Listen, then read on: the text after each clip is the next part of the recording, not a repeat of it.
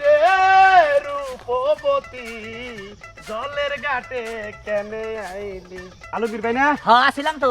এটারে নিয়ে আবার কমি মেলা করছেন এটাই যে হালি আবার স্কাইটা ফেললাম বাচ্চারা কইরা আবার ছাড়াছাড়ি হয়ে গেল গা হ্যাঁ হাই রে হাই ভাই আমি যে কি একটা কষ্টে আছি ভাই কি কষ্ট বার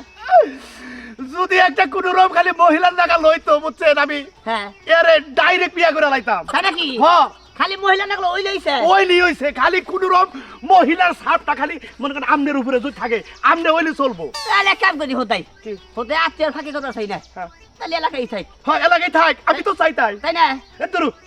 আমনের কথা কি কইতাছেন আমনের বিয়া করে আমি কি করবো হাই রে খুদাই আমি বিয়া বমু কেন নিকে এলে? আমি তো বিয়া বমু না এলে? এই যে হালিটা নিয়ে কত ঘুরবো তাহলে এটা বিয়া দেই তাই নাকি? হ্যাঁ। জীবনে না কে জীবনে না আর 3 জায়গায় বিয়ে বসলাম দেখতে মোটা গোটা সেই লেভেলের লোক আছিল একটা সাদা মুলার মতো এই কালা দুফার কাছে পাটার কাছে জেম করমু দেখো আমার কোন মোটামুটি আপনার কাছে বিয়ে হইলে আমি যে সংসার করে খামো আমার বাচ্চা কাছে তো কালা কালা হবো আরে আমার কোন শাহরুখ খানের নাগাল দেখা যায়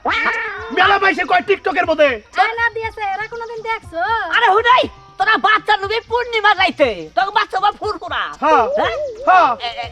এই যে হন দেখ তুই আমার আর কত শাস্তি দিবি তুই তাই তো আমি আমাদের শাস্তি দিতে দিতে আমি একবারে শেষ হয়ে গেলাম বাইরা আপনি আবার বড় বাইরা আপনি দুইটা পাই ধরে আপনার কোন রকম খালি গোছাইয়া খালি দেন আবার হাতে তুলে